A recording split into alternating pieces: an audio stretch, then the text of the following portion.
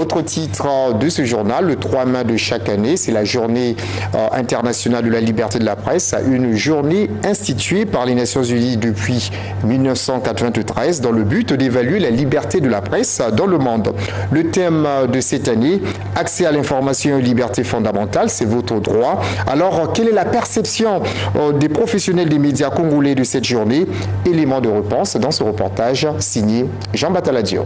La liberté de la presse est un des principes fondamentaux des droits humains. Mais au Congo, la situation est périlleuse, pensent certains journalistes. Les amoureux de la plume, est-ce que vraiment nous célébrons cette journée avec éclat? Non. Nous avons des problèmes. L'accès à l'information, les conditions de travail. Nous, les journalistes, nous sommes traités de mendiants. Parfois, vous mettez même la porte, on vous écarte, on vous reçoit avec dédain. Il faut que nos autorités prennent aussi en ligne de compte les conditions dans lesquelles nous, les journalistes, nous travaillons. La famille de presse, ça fait longtemps qu'on l'avait lancée. Jusqu'aujourd'hui, c'est une lettre morte.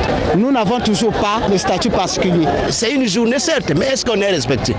Pour d'autres, la loi sur la presse, voire la dépénalisation du délit de presse, est une garantie. Mais je pense que c'est beaucoup plus nous-mêmes, les journalistes, qui n'arrivons pas à saisir cette occasion-là.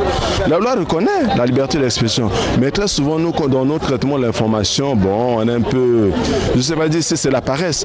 La liberté ne se donne pas comme un gâteau sur le plateau. Pour l'expérience congolaise, il faut dire que nous sommes encore à l'étape de balbutiement, parce que le parcours n'est pas fini. Pour le Congo, je crois qu'on n'a pas à se plaindre parce que nous avons une loi sur la presse. Et nous avons à côté de la loi sur la presse un code déontologique qui doit justifier une certaine éthique professionnelle que les journalistes sont tenus de respecter. Pourtant, les entraves à la liberté sont bien réelles. Maintenant, dans la pratique, ça se passe comment? Et ça se passe un peu dans la douleur, je dirais, parce que la liberté de presse au Congo, elle est à nuancer. Elle est encore caractérisée par la mauvaise connaissance de l'éthique professionnelle qui est sacrifiée sur l'autel des gains faciles, l'exclusion, l'esprit de coterie. Le problème d'accès à la source d'information est un problème très crucial pour nous les journalistes au niveau du Congo-Brazzaville. Une presse qui est pourtant sommée de respecter l'éthique professionnelle, alors qu'elle verse souvent dans la propagande.